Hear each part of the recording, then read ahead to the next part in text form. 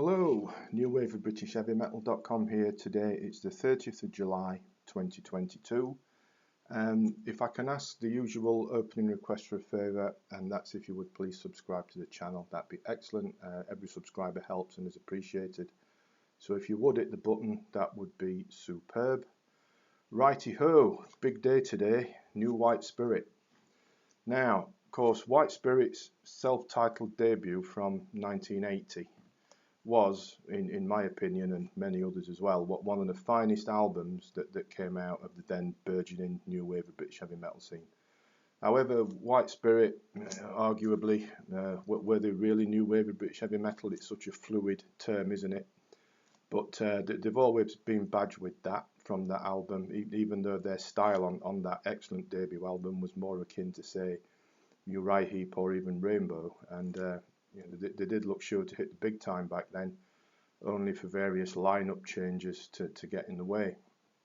Now, one of those lineup changes was the bringing in of a new vocalist, one Brian Howe, and the band, as it stood back then, went into the studio to record a second album. That fell flat too, as White Spirit broke up before that album was completed. Brian Howe, of course, went on to huge success, fronting the post-Paul Rodgers Bad Company, and though he sadly passed away a couple of years ago in 2020. But now, some 4 decades after that marvellous debut album, the tapes of that lost, in inverted commas, second album were discovered by band members Mal Pearson and Mick Tucker, who set about rescuing what they could. And now, as I say, like four decades later, those tapes were not exactly in what you might call pristine condition. However, Howe's vocals did survive in reasonably good shape on 5 tracks, though the sound quality of the music tracks were in too bad a shape. So Pearson and Tucker set about re-recording the music and also the vocals on the tracks where Howe's were too far gone. And to do that, they brought in a superb lineup of well, I guess guest musicians. We've got the always excellent Neil Murray on bass, Russell Gilbrook from Uriah Heep on drums, and also filling in the vocal gaps, we've got Scott Soto, Lee Small, and Steve Overland. I mean, how good is that, right? And the result, after all that, with Right or Wrong, is an excellent album of kind of like 1980s sounding classic rock with a fresh feel to it, and it's a fine listen from start to finish. It really is. Different in style to the debut, probably because Howe's vocal style is much different than the vocalist on the self-titled debut, Bruce Ruff. But had Right or Wrong been released back in the day, surely it would have gone down well, as surely it will do today. We got 10 beefy rockers, full of crisp leads and riffs from Tucker. Pearson's keys are nicely up in the mix as well to pomp and prog things up a little bit here and there, particularly on excuse me, Don't Say No and Wait a Little Longer.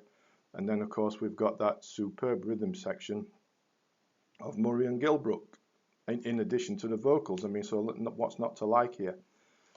The tracks where Howe does sing, his vocals are clean as a whistle, and with Scott Soto, Lee Small and Steve Overland all giving their all to it as well, it's a fitting tribute to Howe's talents. The title track kicks it off, fine chunky fast bass rocker, some excellent guitar work going on. Runaway with Howe on vocals, pure 1980s catchy melodic rock, infectious stuff. The dice rolls on, has a bit of a brooding, slow burning feel to it. Then comes Lady of the Night, beefing it up again with some nicely paced song with the guitar and the keys mixing in nicely throughout the midsection. Got to Get Out thumps along nicely, as does Better Watch Out with some more of that excellent fretwork on show.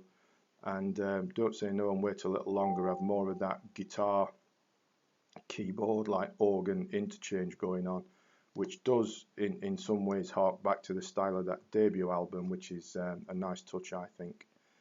There's a version of Bad Company's Holy Water, which Howe sang on at the time, of course. That's energetic, as is the pulsing closer of Rock and Roll, on which Howe stretches out some more and the band sound like they're having a really fun time. It's so good, after 40 years, to have White Spirit back, and full marks to Mick Tucker and Mal Pearson for putting it all together. It's often the case, isn't it, in many things, that when having looked forward to something with so much anticipation for so long, that the end result can disappoint somewhat. Now, that certainly is not the case here with Right or Wrong. It's superb stuff. So good to have White Spirit back, and let's hope it's not the last thing that we hear from them, and we get some new stuff probably as well. That'd be great. But in the meantime, Right or Wrong, thumping return with that lost second album that's turned out so well. Put a link to it in the description box below so you can check it out on Amazon, usual format, CD, download and whatnot. So you can do that. Would urge you to do it because it's top stuff indeed. Leave it there. Please subscribe to the channel before you go. That would be excellent. And as always, thanks for watching, thanks for listening, and take care.